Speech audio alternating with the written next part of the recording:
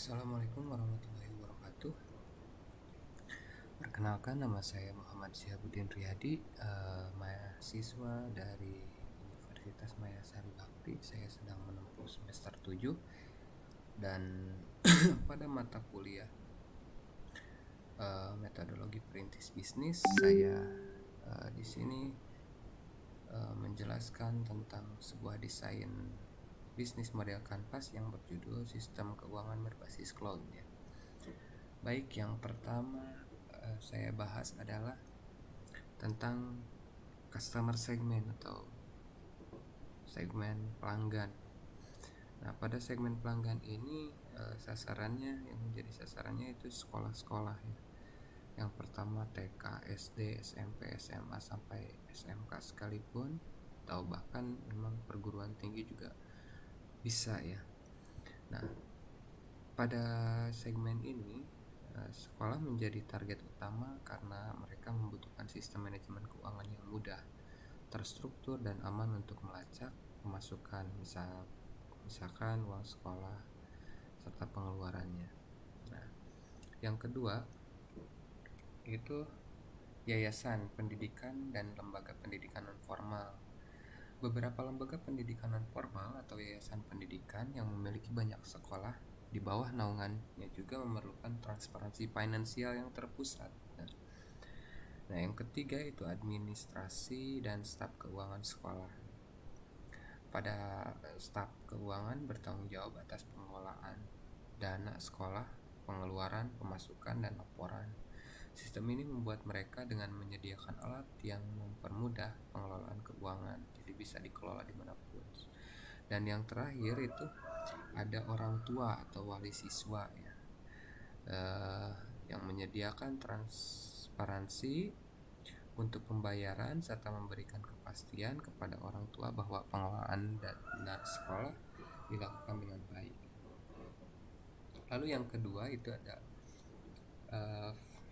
value proposition atau proposisi nilai ya. Untuk akses berbasis cloud, dengan berbasis cloud, semua data keuangan sekolah dapat diakses oleh pihak yang berwenang kapan saja dan di mana saja, menghilangkan kebutuhan untuk menyimpan data fisik atau lokal yang rentan. Karena kalau misalkan tidak menggunakan cloud itu, apabila terjadi kerusakan pada laptop yang digunakan oleh pengelola keuangan itu, ketika rusak itu backupnya rentan hilang. Lalu ada transparansi keuangan. Transparansi keuangan itu memungkinkan sekolah dan yayasan untuk menyediakan akses laporan keuangan yang transparansi dan mudah dilacak kapan saja dan oleh siapapun yang memiliki aksesnya. Itu bisa bisa dilihat ya, tentang perkembangan masuk dan keluarnya keuangan. Lalu ada pengelolaan otomatis pembayaran siswa. Nah, fitur otomatis untuk mengelola pembayaran, pengingat tunggakan dan pembuatan faktur membuat pengelola uang lebih efisien gitu kan. Jadi memudahkan juga untuk orang tua dalam melakukan pembayaran atau melihat tunggakannya. Nah, untuk pelaporan keuangan otomatis, sistem menghasilkan laporan finansial secara otomatis yang bisa digunakan dalam audit atau evaluasi, mengurangi kesalahan manusia dan meningkatkan akurasi gitu. Jadi secara real time bisa melakukan pemantauan khusus ya, atau bisa mengambil laporan keuangan secara otomatis. Nah, untuk keamanan data yang tinggi, dengan enkripsi data dan kontrol akses berbasis peran, sistem memastikan bahwa data keuangan sekolah aman dan hanya diakses oleh pihak yang berwenang. Lalu ada channel atau saluran. Web resmi dan portal informasi ini digunakan untuk memberikan informasi produk dan mendemonstrasikan fitur kepada sekolah atau yayasan yang tertarik. Lalu yang kedua, media sosial dan website edukasi teknologi. Memberikan informasi dan edukasi terkait teknologi keuangan dan memanfaatkan sistem berbasis keuangan cloud untuk sekolah. Nah, seminar webinar dan demo produk. Nah, ini tentunya yang paling utama ya, yang paling penting gitu, bahwa saluran yang efektif untuk memperkenalkan fitur dan memanfaatkan sistem kepada calon pelanggannya, terutama kepada sekolah, staf keuangan, dan yayasan pendidikan. Jadi sistemnya itu harus diketahui oleh pihak-pihak yang berwenang dan berkaitan dalam pengelolaan keuangannya. Lalu kerjasama dengan asosiasi pendidikan menguatkan kredibilitas sistem dan mempermudah pemasaran melalui dukungan asosiasi pendidikan atau pemerintah. Penjualan langsung ke sekolah atau yayasan. Tim penjualan itu melakukan kunjungan ke sekolah atau yayasan untuk mempresentasikan langsung atau demo online bagi yang lebih memilih interaksi virtual. Nah, bagi sekolah-sekolah yang luas ini penting sekali menjadi sasaran, atau yang besar ya, sekolah-sekolah besar, misalkan sekolah negeri, itu memerlukan transparansi yang langsung ya dari pemerintah atau dari orang tua atau komite juga. Nah, untuk customer relationship, hubungan dengan pelanggan ya, pelayanan pelanggan 24 jam selama 7 hari. Nah, karena mendukung sistem dengan layanan pelanggan yang siap membantu kepada teknis kapan saja, menciptakan rasa aman bagi penggunanya. Lalu ada pelatihan dan onboarding pengguna baru. Proses onboarding membantu pengguna baru, khususnya staf sekolah, memahami saat cara menggunakan sistem dengan benar dan optimal. Nah, dukungan WhatsApp, aplikasi mobile dan telepon. Nah, menjadikan opsi dukungan multi kanal sehingga pelanggan dapat memilih jalur komunikasi yang paling nyaman. Jadi meskipun hubungannya melalui WhatsApp itu bisa lebih mudah, mempermudah orang tua atau pelanggan gitu untuk menggunakan sistem berbasis cloud ini. Nah, lalu pembaruan berkala. Sistem terus diperbarui dengan fitur baru dan peningkatan keamanan agar tetap relevan dan aman bagi pelanggan. Lalu ada revenue stream atau sumber pendapatan. Biaya langganan bulanan atau tahunan. Gitu, ada yang pertama. Sekolah atau yayasan membayar biaya langganan yang bervariasi tergantung fitur dan jumlah pengguna. Nah, itu yang pertama untuk sumber pendapatan dari bisnis ini. Nah, yang kedua, ada paket berdasarkan fitur dan kapasitas penyimpanan. Sekolah atau yayasan bisa memilih paket sesuai kebutuhannya, misalkan paket dasar tanpa laporan mendalam atau paket premium dengan fitur lengkap gitu. Lalu ada biaya pelatihan dan konsultasi implementasi sistem. Nah, layanan onboarding dan pelatihan dibebankan sebagai biaya tambahan di awal. Fitur tambahan, ada fitur tambahan seperti modul pembayaran online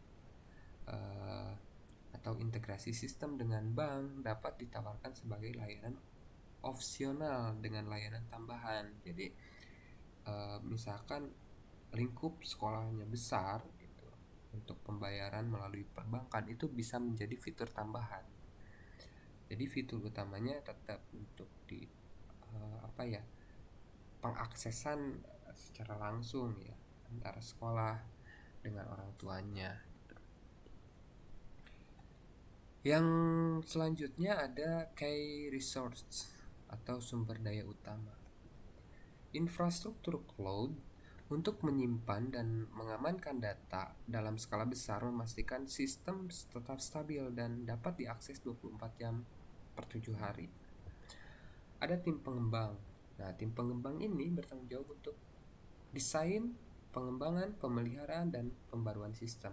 Nah, ada juga ahli dalam keamanan data. Penting untuk melindungi data yang sensitif dengan enkripsi, audit, dan kontrol keamanan yang kuat, karena ini menjaga ya data dari lembaga. Tim pemasaran dan penjualan. Nah, untuk tim pemasaran dan penjualan ini memperkenalkan produk ke sekolah-sekolah atau ke yayasan melalui strategi pemasaran yang tepat. Kita bisa membuat sebuah webinar itu untuk mengundang lembaga-lembaga sekolah atau yayasan yang menjadi sasaran kita. Ada tim layanan pelanggan membantu untuk pengguna dengan dukungan teknis dan solusi terhadap masalah. Karena untuk teknis ini harus responsif ya tentunya. Yang selanjutnya ada key activities atau kegiatan utama. Nah, pada kegiatan utama ini ada pengembangan dan pemeliharaan sistem. Pengembangan sistem yang memenuhi standar keamanan tinggi dan tetap relevan dengan kebutuhan pengguna. Ada pembaruan dan perbaikan sistem. Nah, pada secara berkala memperbarui sistem agar aman dari potensi ancaman cyber. Pelatihan dan onboarding membantu pengguna baru mengenal dan memahami cara kerja sistem.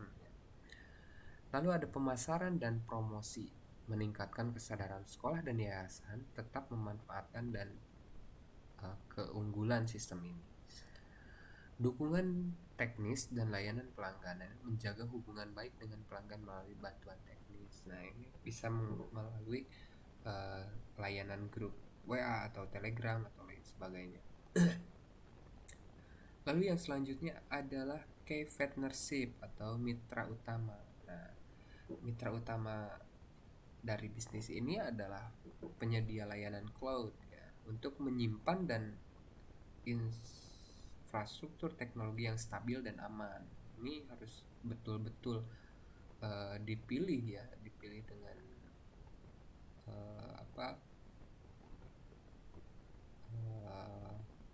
yang lebih ya, karena menjaga kestabilan dan keamanannya. Ada asosiasi pendidikan atau pemerintahan, meningkatkan kredibilitas sistem dengan mendukung edukasi dan promosi. Lembaga sertifikasi keamanan data menjamin bahwa sistem telah memenuhi standar keamanan datanya. Atau dengan kemitraan dengan bank dan penyedia pembayaran online menyediakan integrasi pembayaran untuk memudahkan pembayaran orang tua. Nah, di sini kita penting untuk bermitra dengan pihak perbankan atau penyedia pembayaran online. Penyedia pelatihan, kita juga harus bermitra dengan penyedia pelatihan untuk dapat membantu pelatihan pengguna dengan profesionalisme lebih tinggi. Nah, cost structure atau struktur biaya. Biaya pengembangan dan pemeliharaan sistem itu adalah investasi pada teknologi dan pengembang profesional untuk membuat sistem yang andal.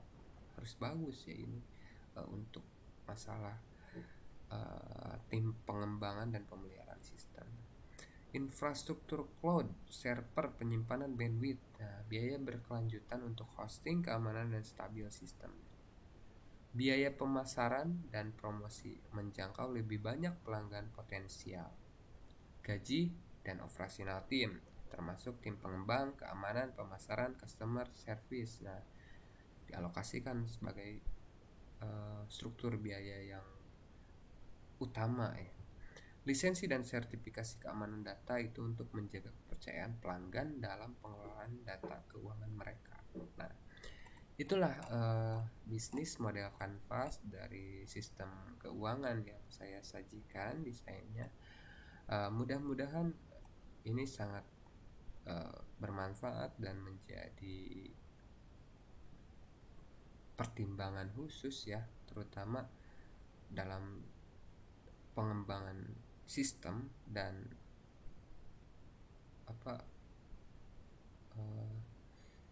evaluasi dari pengembangan lembaga pendidikan yang memang ini sangat menjadi permasalahan. Sekian presentasi dari saya, mudah-mudahan bisa memberikan inspirasi dan bisa menjadikan perkembangan dalam teknologi. Sekian, assalamualaikum warahmatullahi wabarakatuh.